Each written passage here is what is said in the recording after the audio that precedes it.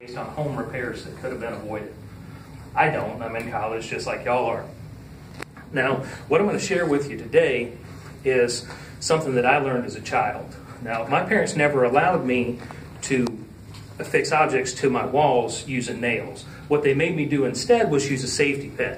And by doing that, or excuse me, a straight pin. And by doing that, they taught me something, a technique that I still use today. Now, let's discuss why we shouldn't hang wall decorations with nails. First off, they're unsightly, okay? And they can end up costing you money.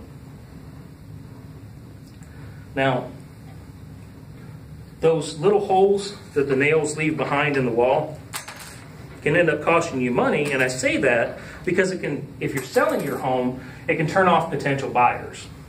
It can also give them the ammunition that they need to negotiate a lower price. Now, secondly, and I know this from experience having been a landlord, if it's a violation of most housing agreements for you to put nail holes in the wall, it's considered damage, and it can be grounds for your landlord to refuse to return part or all of your security deposit.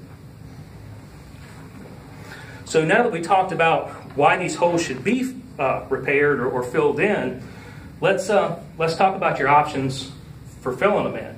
You can do it yourself, but it's a fairly lengthy process. And according to an article that was posted on, Fixer.com, it was written by Kyle Walker, and I apologize, it was posted on BobVila.com. It's about a 6-step process, and that's about the same one I use. The first, you're going to have to, if you're repairing a small hole like this, I'd opt for a pre-mixed spackle, which means you're going to the store, you're finding your spackle, you're finding the right product, and if you're like me, you went to 3 different stores before you found the one that you wanted. Now, next, you're going to ready the repair area. And that just means that you're going to go ahead and clean it up real good. If it's something in that area that requires a wet cloth, you're going to have to wait on that to dry as well. But you're going to remove any loose debris from the area. Okay?